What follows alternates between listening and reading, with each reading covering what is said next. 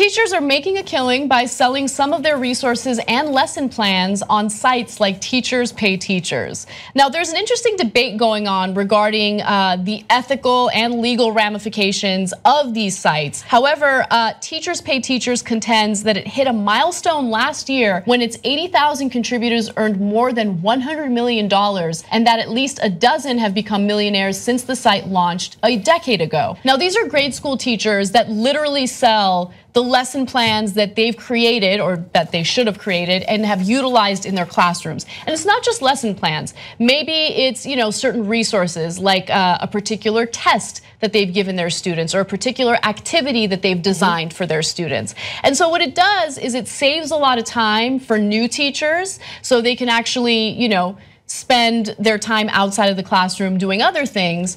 But again, there might be some issues here. So at Teachers Pay Teachers, these educators set their own prices for 2.5 million resources and give a commission to the site. With a $59.95 premium membership, the commission is 15%. With a basic or a free basic membership, it's 40%. So the site takes a cut of these transactions. But apparently a lot of people really like it. Legal experts, though, question whether teachers actually have ownership of the lessons they are selling. So I have more details, but what do you guys think about this? Ownership of the lessons that they're selling, I think, is ridiculous. I think the question of who owns ideas, if I create an idea in the context of my job, does that mean that my job owns my intellectual labor, right, or the products of my intellectual labor? I think that's an interesting question.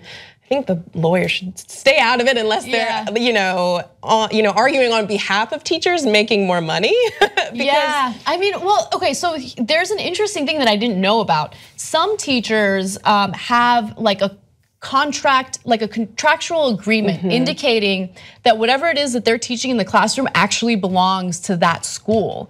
And so if they sign off to it and then they proceed to sell their lesson plans on this site, they could lose their job or deal with some sort of lawsuit. I don't know what it is. So the lesson plan is intellectual property and it belongs to the public school system that employs the teacher? In some circumstances. Yeah, not in all. So let me give you some more details on it. Sometimes there's super easy small purchases like $1.20 here, $2.50 there, and sometimes they're larger. One teacher says, I try not to spend over $15. She estimated that her prep time for school plummets from 20 to 30 hours a week to 2 hours if she can find what she needs online.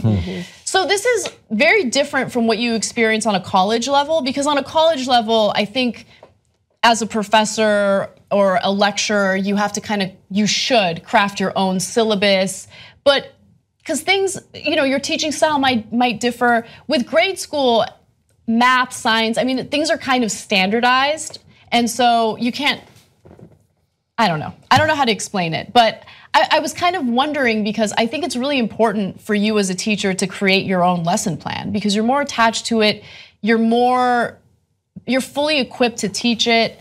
I don't know how I feel about all of it. On one hand, I hate the fact that teachers get paid so little, and it's not just about their time in the classroom. Outside the classroom, they do even more work. So if this provides resources for them to do their job more effectively, I'm all for it. I just worry that some teachers might abuse this and take some shortcuts, and I don't know what I'm talking about. I'm all for it, I think. I don't know. I mean, it's like one of those things where it's like capitalism and profit motive actually is like incentivizing learning, incentivizing time efficiencies, helping to supplement incomes of people who need to be making more money so because they work their asses off. They won't have to go sell their shoes online or something else to make money, or take a second job. I think every teacher I ever had to in school, it wasn't so much like their lesson plan, it was like their charisma, their personalities, their passion for the topics and things that I remember most. And they're willing to spend a little time with me after school or after class to work on things. Sure. So, that's important. I mean, I think it's pretty standard stuff, pretty much, uniformly across school districts, what they're tested on. That's right, So, I mean, you touched on that. So, look, I mean, hey, let's let teachers make some cash. Yeah. Oh, I have no problem with that. And let's make it tax-free. I support that.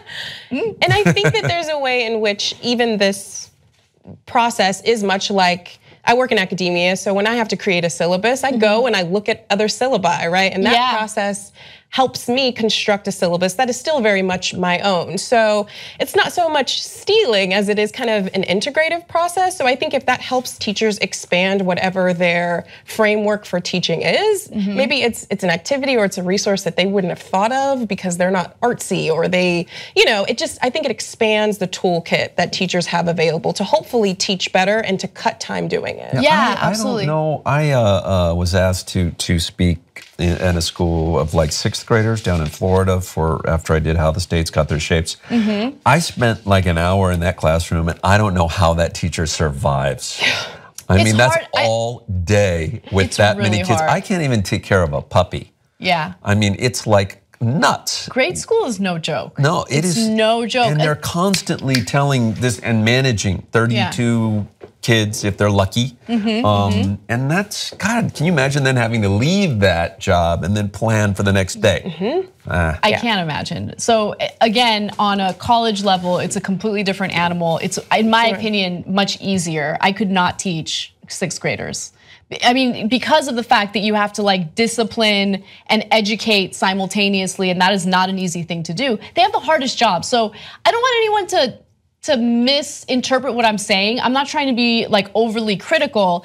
I just want to make sure that the teachers are as, I guess, like their lesson plan is something that they're actually involved in. You know what I'm saying? Like if you're collaborating and you're using the site to collaborate, that's great. But on a college level, for instance, sometimes you get professors that literally just use someone else's syllabus. Sure. And then you don't get anything out of the class, or it doesn't feel as effective because that educator just isn't passionate. They're looking for a shortcut. So I worry about that a little bit, but if it's used as a way to collaborate and get really good ideas from other teachers and kind of craft your own lesson plan, then that's awesome. I think that's a really great idea, you know? Yeah, I think it might be a way. I worry about those impositions more from like the district and like whatever that, public or private school framework.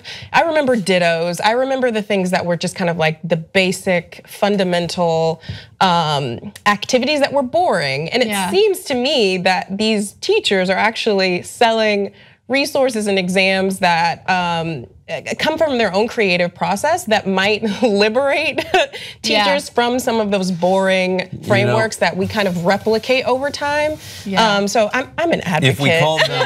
If we called them personalized textbooks, nobody would give a shit. I mean, their school districts spend gazillions of dollars on textbooks. Yeah, they do. Why not let teachers like write their own? Yeah, as long as they're vetting this stuff and making sure that it's accurate, and there's, and most schools do. Right, it's the quality control that I think is more. Well, if somebody, if some kid comes home and says, "Mom, I didn't know that Martin Luther King Jr. today said this," and it's like, was that lesson plan from what the 60s? What do you?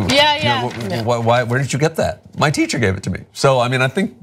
As long as they're relevant and they're vetted, it's all good. Yeah, make some cash. All right, and please do teach Martin Luther King, because some of our folks are not aware of his great contributions. Yeah, that's we've seen. As we've seen, yeah.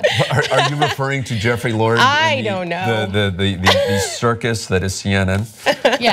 I mean, no one would be talking about CNN if it weren't a circus, right? I pretty much. I mean, and I think that's their corporate strategy. It is their corporate strategy. From a programming standpoint. I mean, it worked for them throughout the entire election. Let's find the craziest people. That's the provocative bullshit we can throw out there. Yeah, because otherwise, no one's talking about CNN. Who cares about CNN, right? And so I was always wondering, why do they keep having Scotty Nell Hughes on? She's insane. Oh man. Why do they keep having these crazy people on? And it's because that's how they stay relevant. It's depressing. No publicity is bad publicity for them, but whatever. Corporate media is awesome. Wrong. Independent media is the way to go. Believe me, believe me. Support independent media right now. Become a Young Turks member. TYTnetwork.com/join.